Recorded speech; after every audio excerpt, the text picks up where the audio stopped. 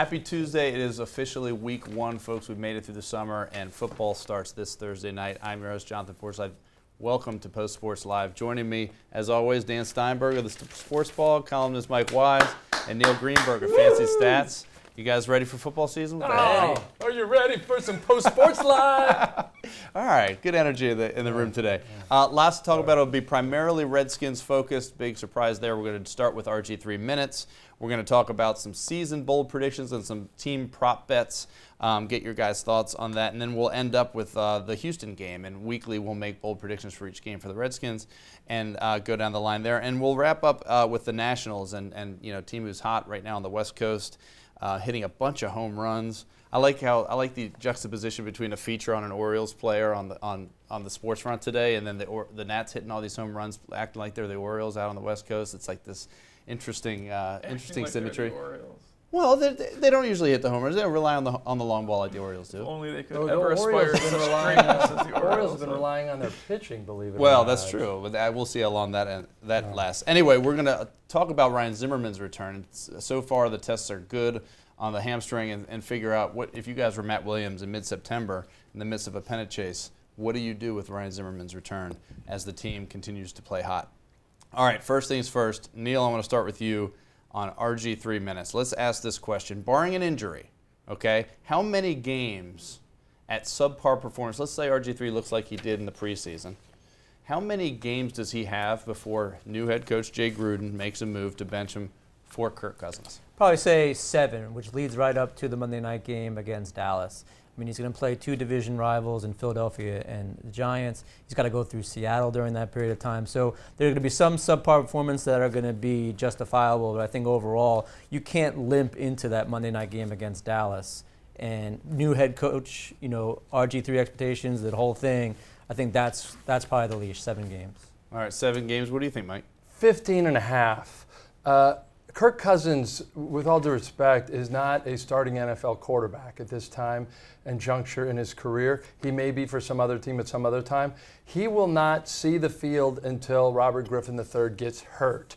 And with all due respect to anybody that thinks that Kirk Cousins had a more wonderful preseason than Griffin, he wasn't playing against anybody. This is what we did last week. We tamped it all down. What do you think, Dan? Just like where did the media training come where he was told that you have to shout at least once?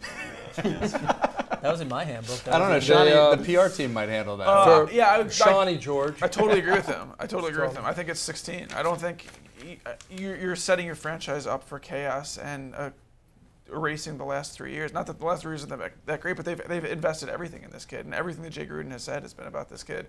And I think that he's even setting the stage for him to not play particularly well initially by saying maybe we need to win with special teams and defense some games this year. I think that you're just, I mean, if this year is a disaster and RG3 plays terribly and you want to say, let's have a serious conversation about where we go, maybe you have that conversation after the season. But I don't think you can have it during his first year. And let's not play down the point that this is a guy that this team mortgaged the future of their franchise for. If you go to Kirk Cousins early on, does that matter as much for Jay Gruden though? Yes. Not Jay Gruden. It might not matter for Jay Gruden, but it matters for the people who are his bosses. Okay. And I think that's where Jay Gruden gets the message. Look, I know I wasn't the general manager in a name only, but I am Bruce Allen now, and I need to show that this thing's going to work. But you got to win games. I mean, the NFL, if there's one conference or one division that's ripe to ascend to the top, it's the NFC East. And if you wait too long, you're going to fall too far behind, and you don't have any chance. So you have a first-year coach that had a lot of success in Cincinnati, had a lot of success with Andy Dalton. So at some point you do have to look at this and say, who gives us the best chance to win games? And I don't think that you can go 16 games and not have any success and just leave them out there, no matter what you've put in there, because those are sunk costs. They've already traded the picks. They've already done all that stuff. At some point, you have to look at your roster and say, is this guy the right guy? And if they come out and win 4 of their first 7, 3 of their first 7, 2 of their first 7, easily see a change. I totally disagree. I think that, they gave Jay Gruden 5 years, and this team was 3-13 last year. I think he has no expectations and no pressure this year. Including RG3. What? You said Jay Gruden. I was wondering if that translated down. I think there's pressure on RG3 as a brand and as like a top athlete to perform. But I don't think Jay Gruden has to have like footsteps. I tend to agree with you guys, but I can't imagine the team being worst case scenario they're 0-5 or something, and them not making some sort of a change eventually. But this even is if all he's predicated on this would be the quarterback's fault. True. I don't think this will be the quarterback's of course, fault this is all if they fall off Absolutely. the face of the earth. Exactly. All right, let's move on, guys, to some season bold predictions, all right? And you know what? RG3 is going to come out and light it up on Sunday, and it'll be a moot point, right? Go get your own Neil, or actually, Dan, let me start with you. Give me your record for the team this year. Give me your team MVP, and give me another bold prediction for the season. I'm going all three at first? Yeah. Okay, I'm going to say 7-9, which is like the blandest, most boring prediction of all time, but it just seems a lot of things have to go bad in a very particular manner for them to only win 3 games last year. I don't think that they could help but improve this year, and I just don't think that they have enough. They've shown me enough to think they have a winning record. So I say 7-9. Team MVP, I'm going to take another easy answer. I'll say Trent Williams, who I think is probably the best individual player on the team. I don't know how a left tackle can be an MVP if the offense isn't great, but I'll say it anyhow. And another bold prediction, not a very cheerful one, but I'm going to say that Alfred Morris, after running for like 1,600 yards his first year and then like more than 1,200 his second year, I'm going to say that he has a career low in rushing yards this year, probably because they're going to use a third down back a little bit more and also because I think they're going to throw the ball more. You still see him over 1,000, though? Yes. All right. Mike, give me yours. 6-10, a modest improvement over last year. I think that this offense is going to take a while to catch up to the defense, and I think Jim Haslett's going to his defense is going to have to win some football games at some point for this team. But I think 6-10, and you're not completely people that really like this team, they're not going to be completely bummed about this season. I think Robert Griffin III is still the team MVP. I think he puts up the most numbers. They did get him a few more weapons, and I do think he comes around on offense. And I mean, I believe that by the end of this season, Jim Haslett will have reinvented himself as one of the great defensive minds in this game again, and people will realize that it was a good move to keep him. That is bold. What do you got, Neil? I agree with Mike. I'm going 6-10 for the record. My MVP is going to be Brian Arakpo. Can I go 8-8? I don't want to be the same predictions.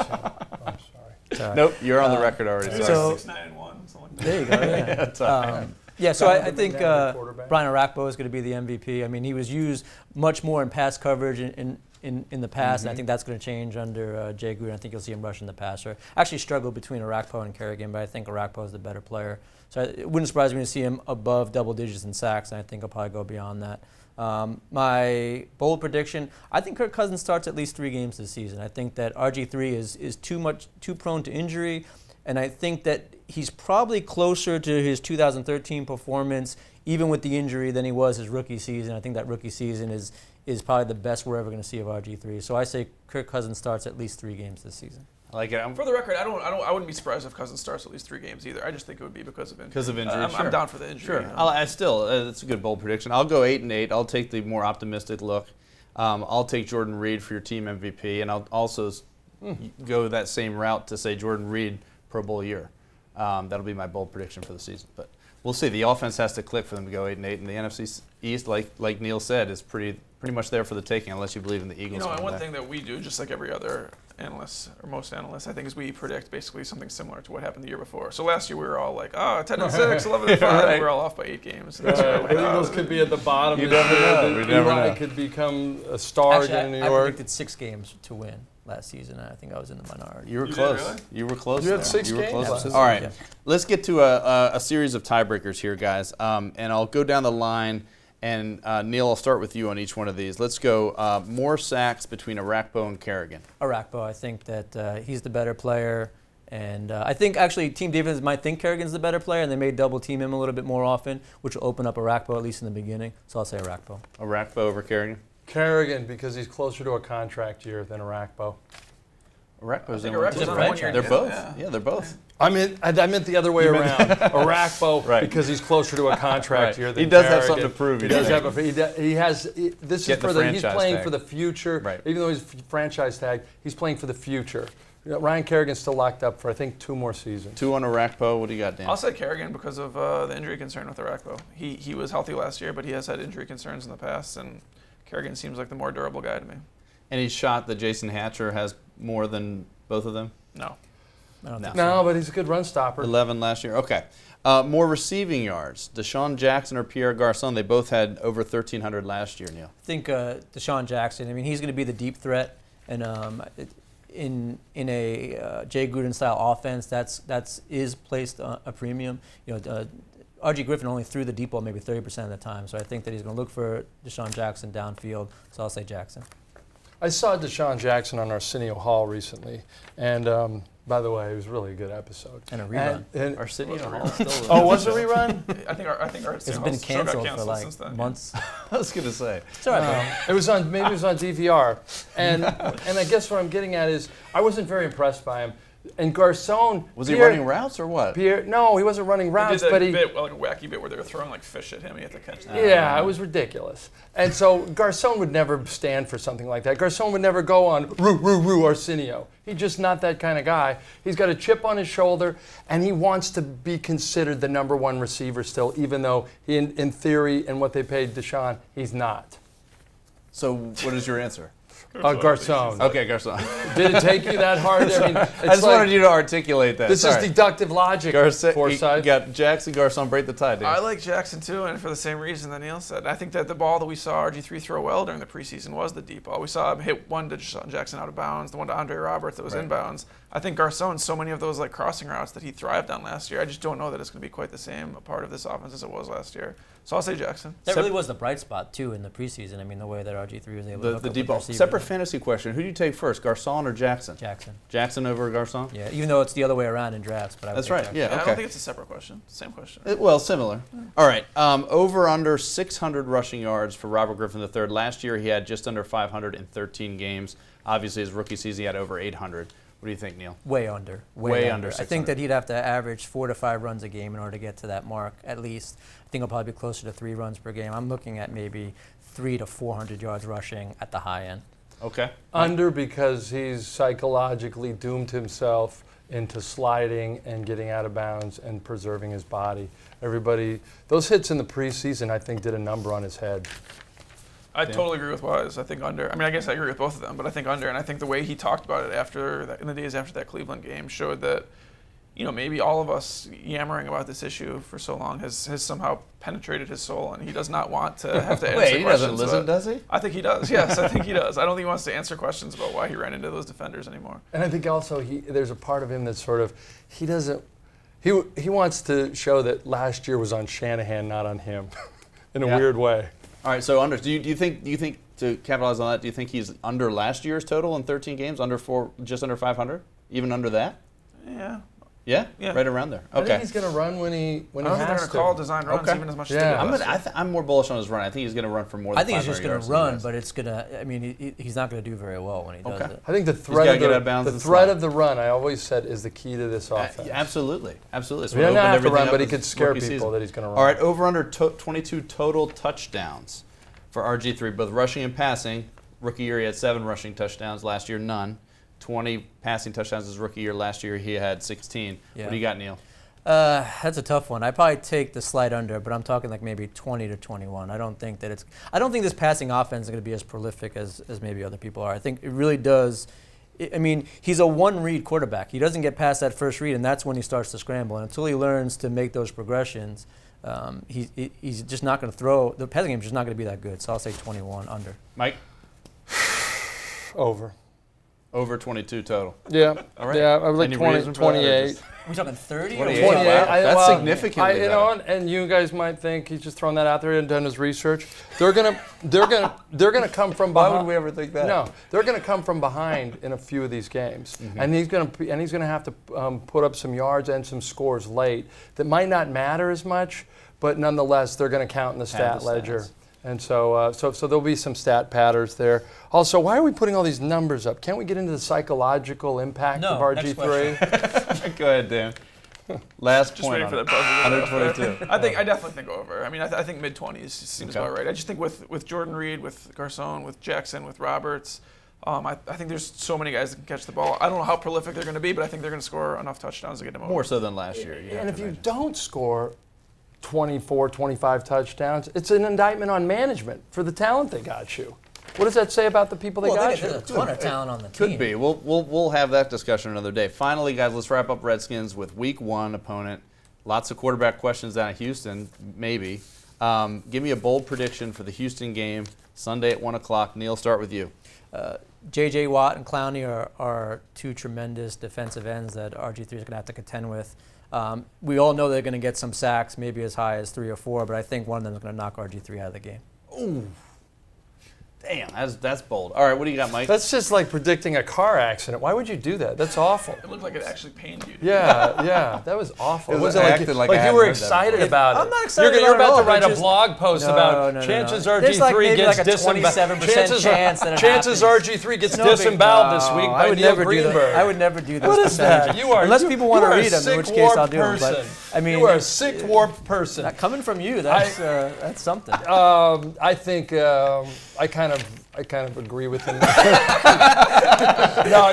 Actually, my bold prediction is going to be Ryan Kerrigan, Brian Rackbone, Jason Hatcher are going to have more sacks than Clowney and Watt. I like that. That is bold. That is bold. Give me one, Dan.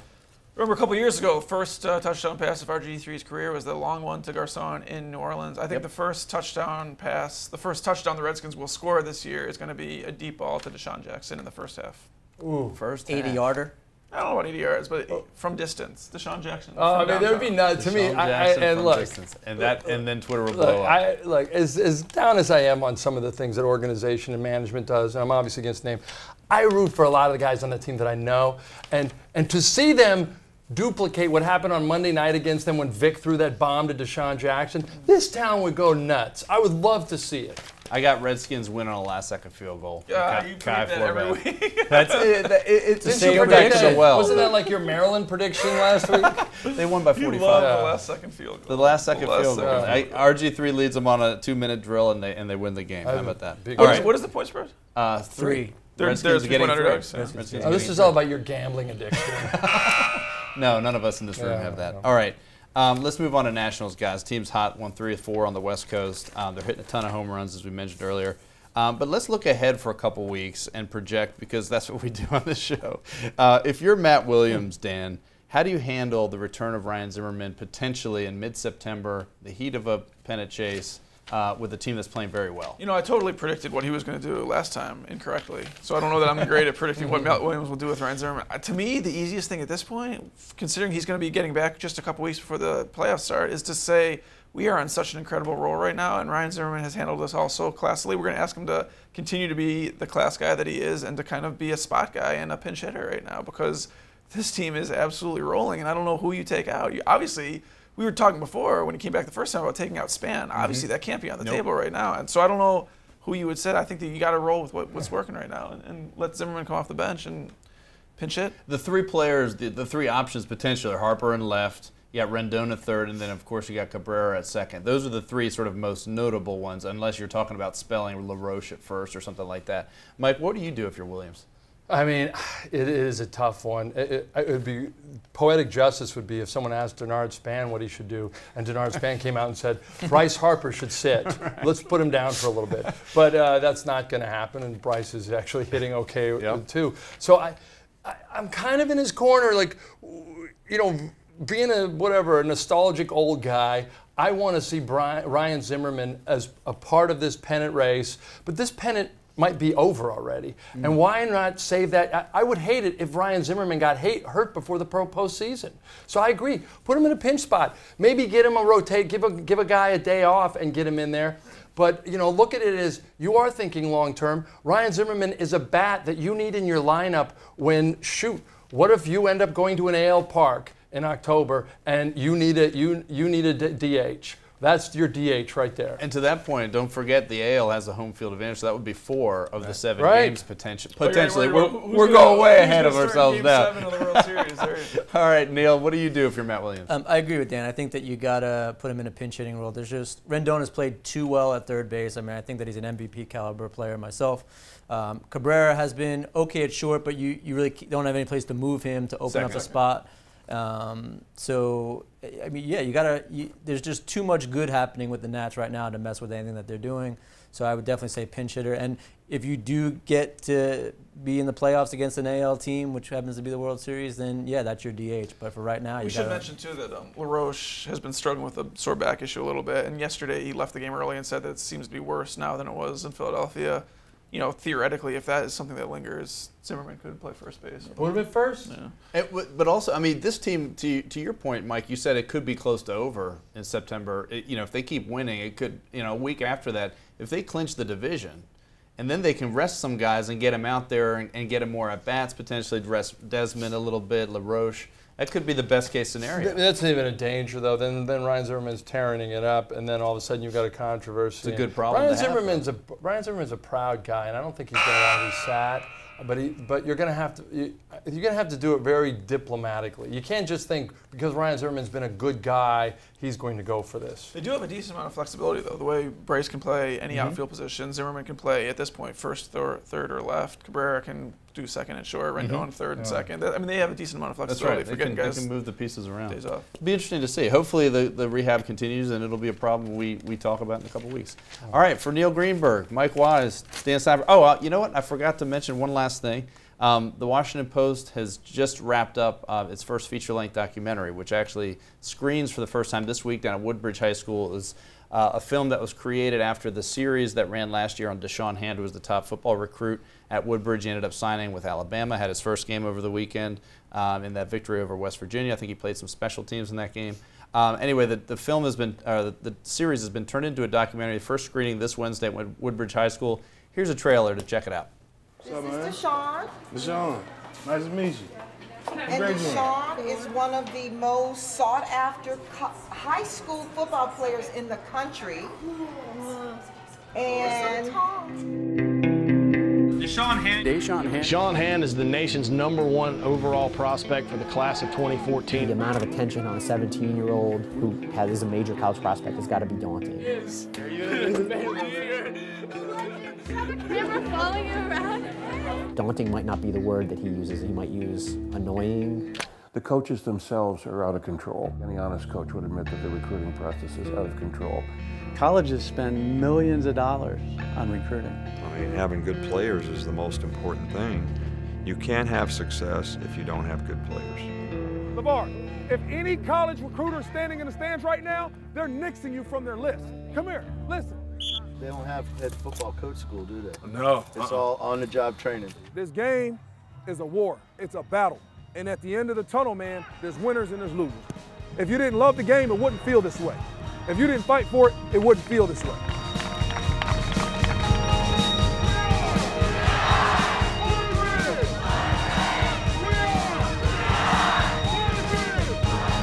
Next year, I will be attending.